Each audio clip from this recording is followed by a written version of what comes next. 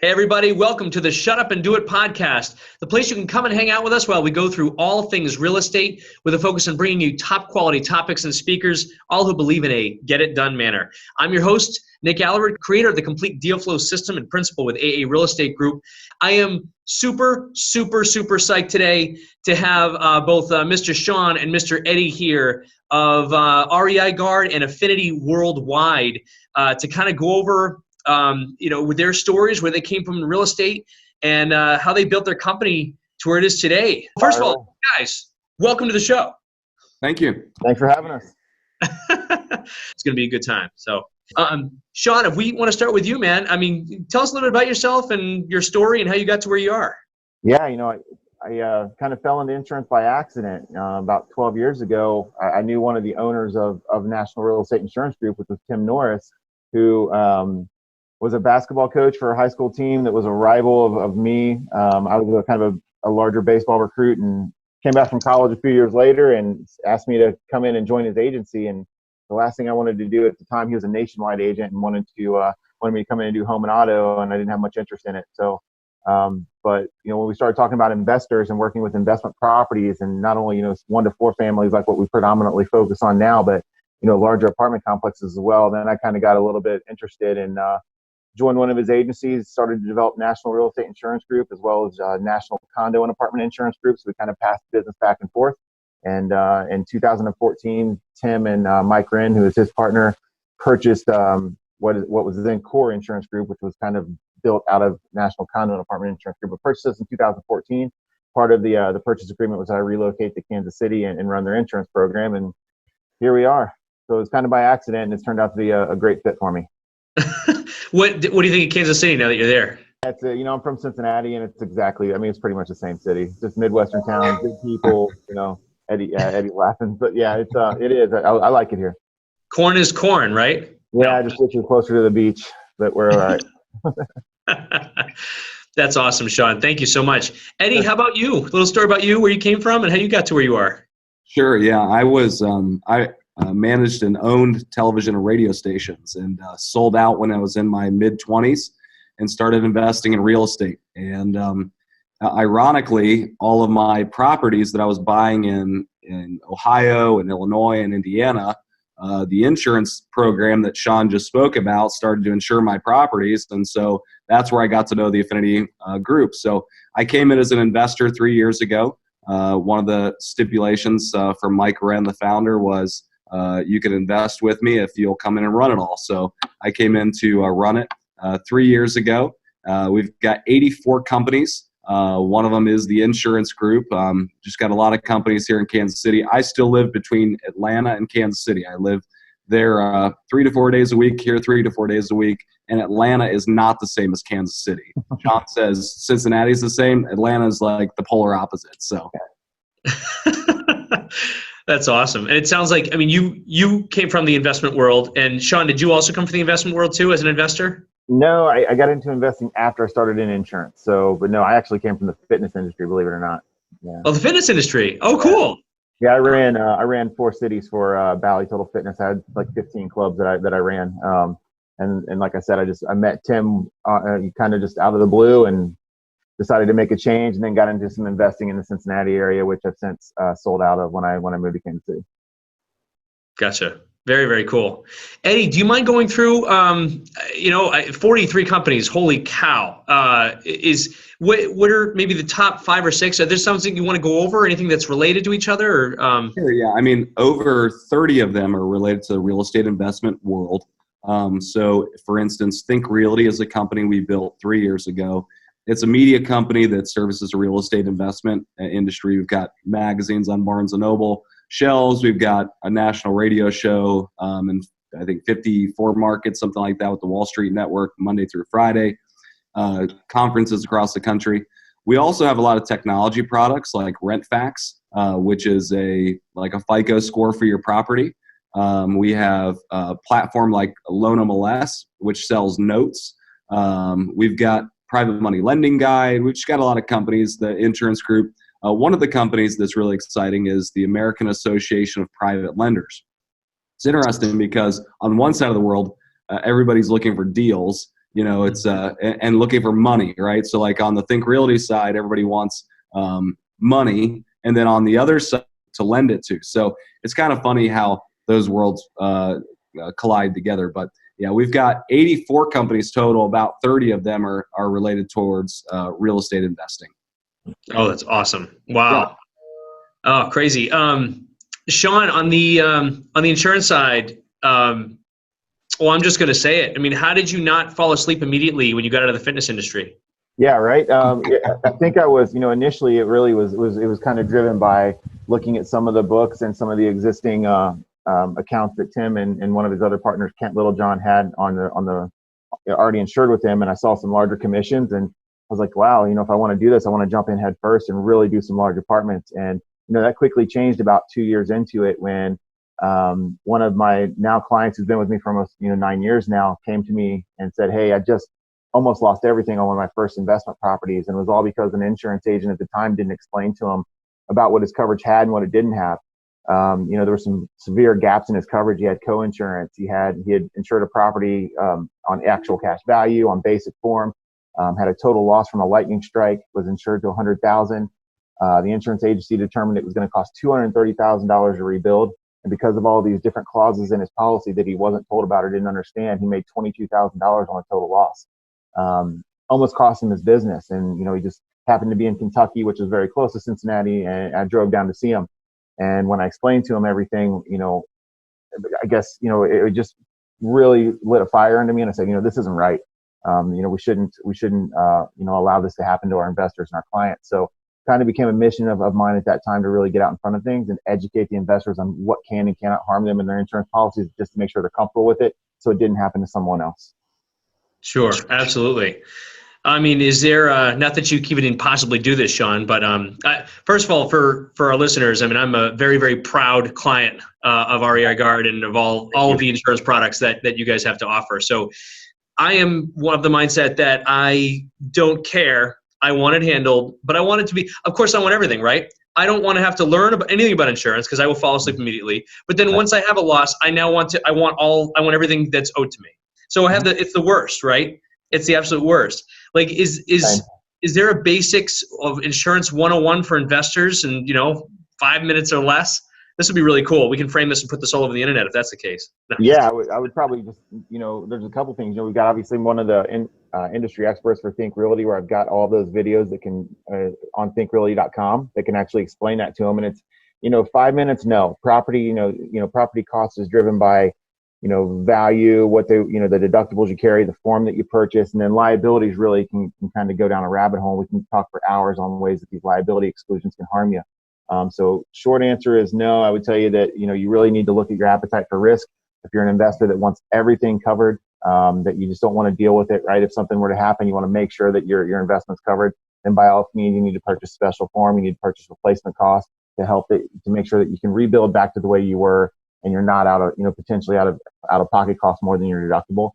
If you're an investor that understands that there's risk involved and you're okay with it, and maybe you want to just look at a way to save 30-40%, and start entertaining some of those other forms, such as like a basic form policy, maybe actual cash value if there's not a lender involved. But you've really got to kind of look at your appetite for risk and make sure that you're not overextending yourself as an investor. For sure. That's awesome. And that was thinkrealty.com. They can see a bunch of your videos at, right? Yeah, pretty much. I think I've got 4 or 5 of them up now, just about different ways to save on insurance costs, but equally as important to make sure that there's nothing in there that can harm you. Nice. That's awesome. Eddie, if I will, I only have 8 companies. I am running around and I have serious time management issues. Mm-hmm. I need to know, how do you, can I ask you, how did you best structure your team? How do you best structure your time? And I'm going to end with, what's a day look like for you? How do you deal with a day to day? Sure. For us, obviously we like grouping all the like-minded companies together. So anybody that's touching a real estate investor, we want them working together because they have the same clientele. But we have organized Affinity Worldwide with every company as a silo they have to hold their own. So each one has an asset leader, whether it's a CEO or a president. For instance, Shawn has autonomy with the insurance group. He's expected to keep his own P&L. He's expected to produce. and each one of them run independently. So for us, I've got probably 20 some direct reports. We've got different pods and we've organized it. And it's taken about 3 years to organize it properly, and we still have a ways to go. But overall, a day in my life is typically meeting with those direct reports. I try to play the visionary role. A lot of them are the implementers. And so where I can, I jump in, I provide vision for those companies, try to show where we could potentially go.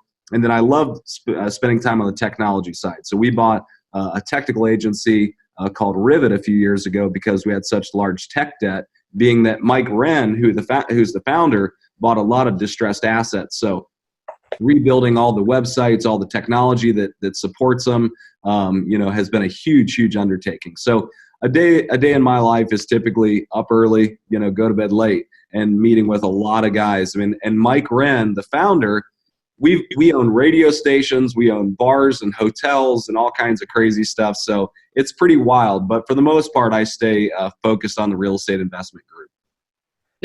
What's been the biggest challenge for you, Eddie, on either turning around any of those assets or what's the biggest challenge you've had so far? So I think a lot of challenges, but a lot of the challenges are Mike Wren, who is the founder, who he retired in February. At least he says he retired. I don't think he didn't retire. We'll see. But yeah, Shawn knows how much he's retired. But the for Mike is in his 60s, and getting the vision out of his head to understand what he wanted to accomplish with some of these companies, because a lot of these companies were distressed assets. Somebody had a great idea, built some technology, built a website, and couldn't make a go of it, so Mike bought it. The insurance company has always been the major breadwinner of our organization, and so it allowed us the chance to buy a lot of these companies. Mike, I think his strategy was to avoid paying taxes by writing off all the losses of these companies. But as an investor and a part owner of this group, I want to make money. I'm happy to pay taxes as long as we're making money. So for us, the technology issue has been by far the biggest challenge, because the tech debt that is associated with a lot of these companies that we've purchased has been enormous. You think about our insurance group. The demands that insurance have today. I have Geico for my car insurance, right? And I've got it on my phone, and I want to update my cars and change it right on my cell phone. I don't want to talk to an agent. I don't want to do anything, that takes longer than 3 to 5 minutes. And so making sure that we're looking as a whole, a group, and keeping up with the standard of the industry. So we launched our portal this year, so that people can go in and look at their coverages, pull down all their paperwork, things like that, has been really big. But it's also been a really big undertaking, because our insurance group is one of the largest in the real estate investment space. So we insure, I don't know, Shawn, you could probably give the numbers, but around 65,000 locations right now.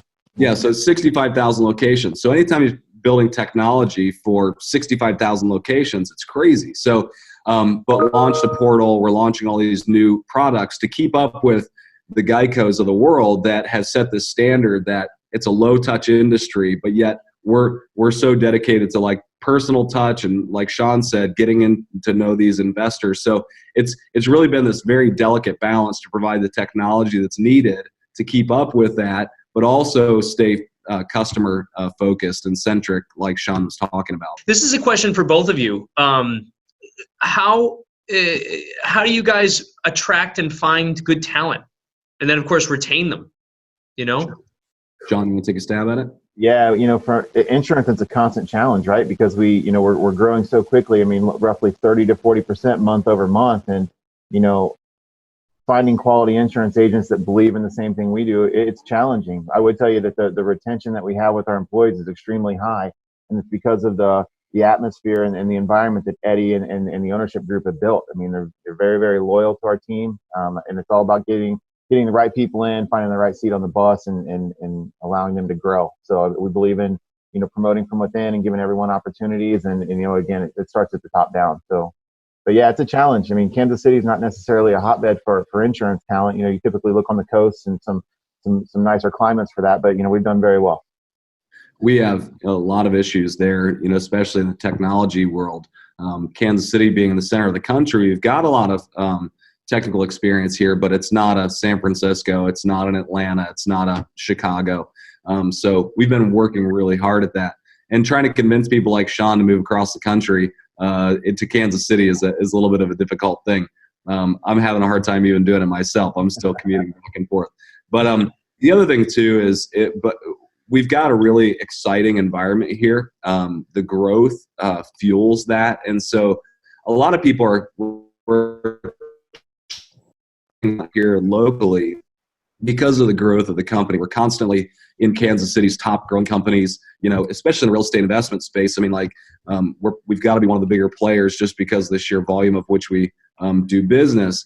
And so I'll tell you, I don't feel like we have a hard time attracting quality talent. I feel like we have a hard time attracting talent that understands the real estate investment space. This has been the Wild West for 30 years. My grandfather and father owned hundreds of rental properties. I didn't even know there was an industry. I didn't even know there was, education and all these pieces that tie to this industry until just a few years ago. And because it is the Wild West, it's so hard to find great talent that also understands the investment space. Because we get a lot of people that understand investing in stocks, bonds, mutual funds, things like that. And then you got a lot of retail real estate experience. But real estate investment experience, that's really hard to come by. I noticed you mentioned earlier, Eddie, you have kind of like the vision and then you have your implementers to work with. Is that, I'm assuming, is that from the Traction EOS type toolkit? Is that what my question would be, what kind of tools or books that you guys have read that kind of help you keep track of all this stuff, that help you implement? Sure. Yeah, we use a lot of the Traction implementations. Some of it doesn't make total sense for us. Like, for instance, our insurance group, because there's so many facets, we got a massive call center that's actually right above the floor that I'm on, where you got 80, 90 people sitting up there. And the book Traction was really not written for an environment like our call center. However, our American Association of Private Lenders runs 100% on Traction EOS.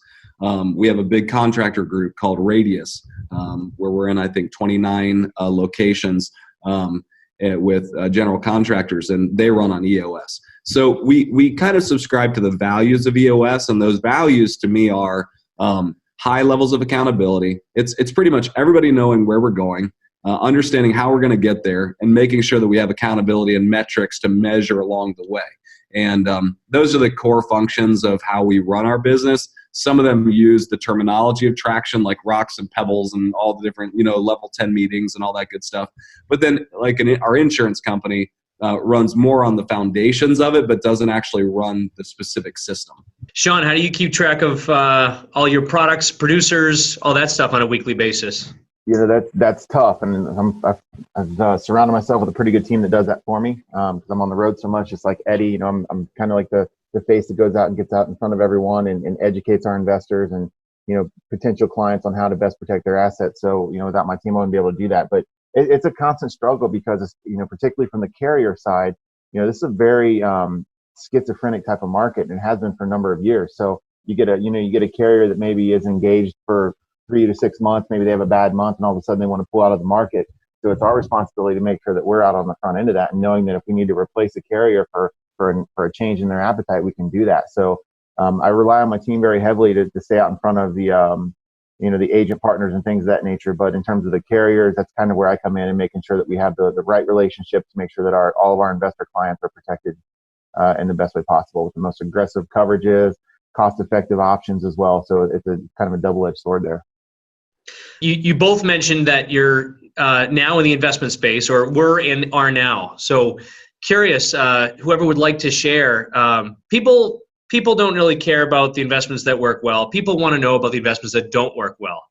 So curious if either one of you would want to share an investment or a challenge or a learning opportunity that you went through on any one of your investments. Does anybody want to share? Yeah, I will. I'll jump in on that one because I'm right in the middle of it right now. I've got two of them. So I've been a single family investor for a long time, have done a lot of multifamily syndications. I love multifamily. And I'm invested in probably 8 or 9 states. and just started getting into hospitality, investing in hotels in the past 2 years. So we started a program here at Affinity called it's called our investment club. And so everybody can throw in 20, 40, 50 bucks a month. And we pool that money together, and we actually will flip houses and give the profit back to the employees. So trying to make sure that our employees, the couple hundred employees that sit here in the building are pardon the phrase, but eating our own dog food, right? Like, I mean, we're making it, let's eat it, so that we can have better conversations with our investors and things like that. So our first property was a wholesale deal that we bought.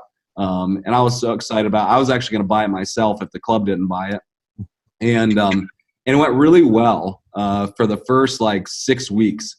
And we have had a massive issue in Kansas City with labor. We just have a huge labor shortage. And so now it has turned into a nightmare. I mean, it's taken, I think, 4 or 5 weeks just to get drywall on the walls. I mean, it has been a mess. And so now I've got 60 or 80 employees that are all invested in this property. Their very first foray into investment, and they're getting a full dose of what it means to invest in real estate. And so it's been kind of fun. It's a learning experience. And I keep saying things like, you can only go up from here, but we'll probably make a little bit of money on it. But in the end, it's been rough. And so understanding what it's going to take to get the job done is obviously a huge one. I got a second one for you too, real quick. Mm-hmm. I'm a serial entrepreneur, and so I'm starting a coffee brand in Atlanta right now. And but I rarely do commercial development. And so in my mind, you just go pull permits, you go get licensed contractors, and no big deal. So I lease this space. My business partner over there in Atlanta, I lease the space, 3-year lease. It's a brand new space, and in a very up and coming county in Atlanta. And we're going to build this out and build a coffee brand, right? And so I passed on buying a building. I thought I'll just lease an A grade space. And little did I know in this county, how stringent they are on commercial build outs. So right now I'm in my 6th revision with my engineers, and I've spent over $50,000. And I have not even, there's no construction going on because it's my plans being stamped and all this stuff and engineered. And it's like a 2,000 square foot coffee shop. I mean, that's no big deal. And it's a brand new space. All I'm trying to do is build it out.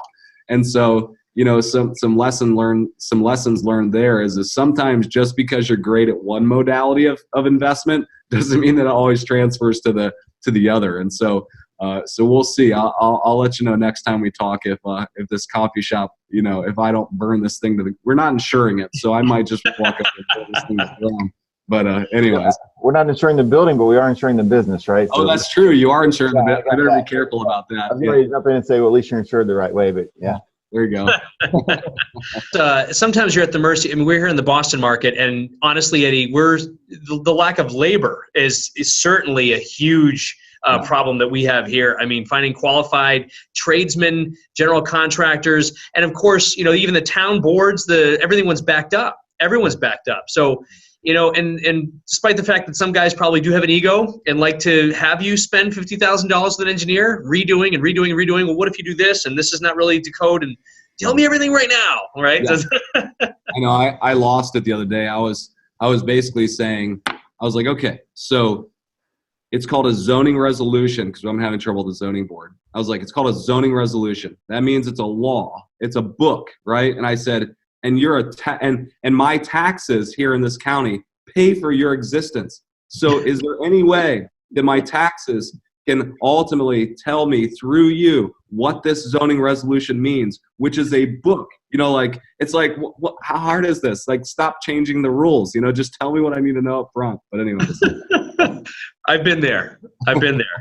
We won't mention any names, Somerville, Massachusetts, that no developers will ever go to anymore just because it's that hard. But anyway, another story. Thank you for sharing, Eddie. Shawn, how about you? Any good investment stories? Yeah, I can just say from, and I'll always kind of retreat to the insurance side, but, even as an investor that was maybe 2 years into the insurance industry when I started, as a buyer, as a potential buyer, you've got to do your due diligence, because we got hit on an apartment building, about 10 units in Cincinnati, where we didn't know that there were flooding issues, and all these insurance companies are like Big Brother, and they're all sharing information. So if I go to obtain insurance coverage through a carrier, that's all fine and good, and they'll sell me the policy for closing so that I can buy that, so I can actually close on the property. But they're going to go back for 30 or 60 days and try to figure out and uncover what issues at that property maybe have happened in the past. If they uncover something that I didn't let them know about, which in this case they did, they can drastically change the terms and the cost of that insurance policy, or just outright cancel us for misrepresentation of facts. So doing the due diligence on the front end, working with the seller to find out what the history of the property is by getting loss run reports or clue reports if you're buying it from a homeowner. That's so vital, because again, all these insurance companies, they love sharing information, and to the detriment of to the investor that's possibly purchasing the location. And that all changed about 5 or 6 years ago. It used to be the buyers, didn't really, weren't always, penalized for the sins of the previous owners. But yeah, over the last 5 or 6 years, it's been longer than that now, probably closer to a decade, that they're sharing information and coming back later and saying, well, we charged you $1,000 to start with because you didn't let us know about this. Now it's going to be $3,000 for the year, and that can hurt you. I mean, if you don't see that coming. So, got to get out in front of that and understand the property that you're buying. No, for sure. Yeah, words to live by right there. We've had, fortunately or unfortunately, on the insurance side, right? We've had our share. I mean, you buy and sell properties or buy and hold properties enough, you eventually come into a claim. And I got to just say, this particular company, it has been amazing with handling the claims, because most insurance companies obviously don't like to pay them out. But the whole point of it is that when you're there, if it's a legitimate claim and everybody's there to try to help, it goes so much smoother. So, I guess I'll thank both of you guys on that. And Shawn, you specifically to try to help investors through that process. It's a terrible process. It's terrible. It can be, especially if it's not handled the right way. And I think that's why, certainly when Eddie came on board, we found the need to develop Affinity Loss Management Services, which is kind of like our internal group of licensed agents that help you through that claims process, because we don't want our investors having to exhaust more time than what's necessary. Hand it off to the experts and let us do our work for you. That's part of what you pay for. And the great part about it is that we're investors as well. And so we understand how important it is to get that property tenanted, back rent ready, and so we get it. We're investors as well. And so we kind of hold that expectation for ourselves. I have a question that one of our, you guys might be familiar with Tim Ferriss. Tim Ferriss puts together one of these questions for his podcast guests, and we love asking you guys too. What is one of the favorite purchases you've had in the past 6 months for under $100 that you've made that has changed your personal or professional day-to-day routine? That's a tough one. Under $100. It's funny because I feel like as a kid, $100 seemed like $1 million. Now $100 seems like 10. Like what can you even buy for $100 anymore? But anyways, under $100. I'm a voracious reader. I read like crazy, and I buy probably 3 books a week. It's just this constant flow from Amazon that comes in. And I would say the best thing that I've bought in the past 2 or 3 months was a book. And it was a book by, it's called The Icarus Deception by Seth Godin. It really helped me. We've hit a couple of ceilings in our business where, because we are the biggest in our space, sometimes you just feel like, how do we get any bigger? How do we go any further?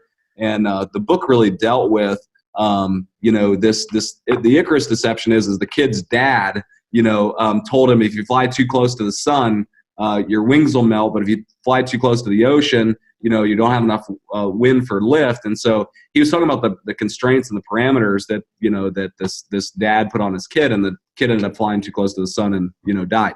Anyways, but he called it the Icarus Deception. It really helped me understand and really start to reframe, because I don't want to build a $100 million company. I want to build a $1 billion company, And so for us, there's nobody else, we're looking at Mount Everest and there's no tracks on the hill. And so we know we got to climb it, but it's like we don't really always know the path. And so it's probably one of the greatest books I've read this year. And so probably the best $10 I've spent. How's that?